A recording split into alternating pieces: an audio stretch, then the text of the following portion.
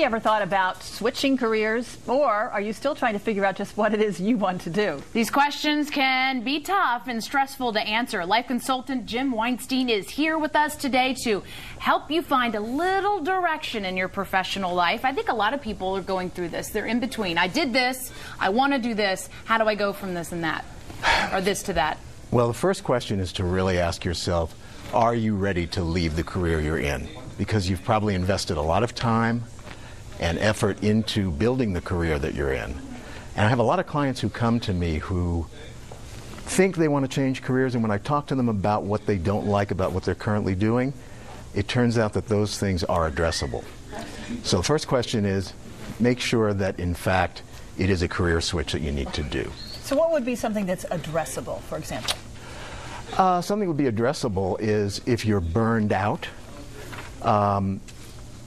Well, addressable in the sense you're going to have to switch careers. You're not going to be able to address it at the job. Something that would be addressable and retaining your same career would be if you're having a conflict with a boss, let's say. Or you're not enjoying the work as much as you used to do. There are ways of adding activities either at work or outside of work that can bring more meaning to what you're doing. So a lot of times you're getting at our jobs or our lives, and therefore that's where that unhappiness comes from, because you have nothing else.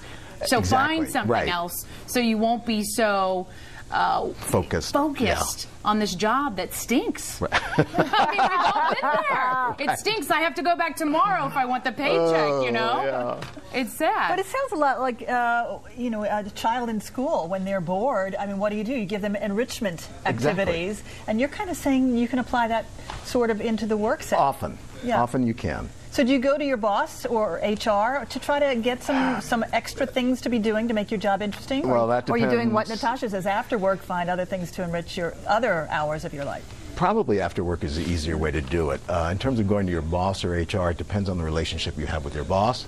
It depends on the authority of HR within the organization. Generally, that's not too high.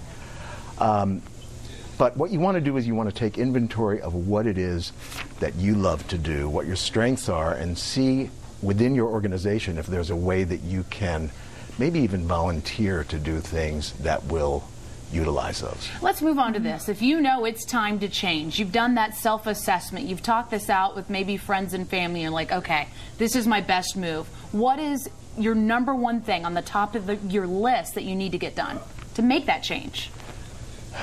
To make the change, probably what you should be doing is intensively networking.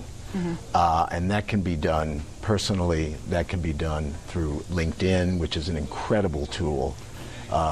You need to be asking friends what it is that they see you doing. Career testing is something I'm not a big fan of. It tends to turn up strengths and interests that you already know about, unless you're just starting off on a career. So if you're going to be looking for a job, there are certain things you need to have. You need to have that resume. You have to be brushed up. Any tips there? Absolutely. Very often I see people coming in with resumes, and they start off with objective. My objective is to procure a position with so-and-so. The employer really doesn't care about your objective. The employer wants to know, what are you bringing to the table? And it's pretty obvious. You have a resume on the table. Obviously you want a job, so don't waste that space is what you're getting at? Yeah. Just get to what you are. Well, and what you have to offer, that's the key thing. Your resume is an ad for you, and the ad has to say, here's what I'm about, here's why you should buy me, here's why you should hire me. Makes sense. So sell yourself. Exactly. The good things. We often hear with resumes what they want to see is tasks that you've accomplished, goals you've met, sales you've brought in, those kinds of tangible goals that you've met.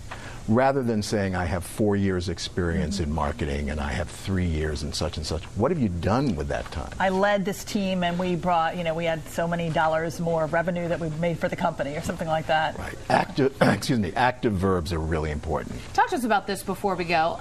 Going back to school, if you're really going to make a change and you think you need that degree to get into that other world, a lot of people did that when we had tough times in 08 and 09 and thought, okay, this is no longer available, I got to go do this. Is it always the best thing? Because not a lot of times you're going to get that money coming in and you're spending money on education.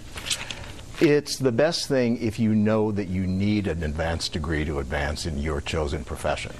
But just to go back to school to essentially fill up time and acquire a new skill that you may or may not really be that interested in is a waste of money, and it's an opportunity cost because you're losing the earnings that you would otherwise have. All right, lots of good tips there. Thanks so much, You're Jim welcome. Weinstein, life coach. Appreciate that. Up next on the show, I'm talking to a wounded warrior who's fighting for the rights of his fellow service members.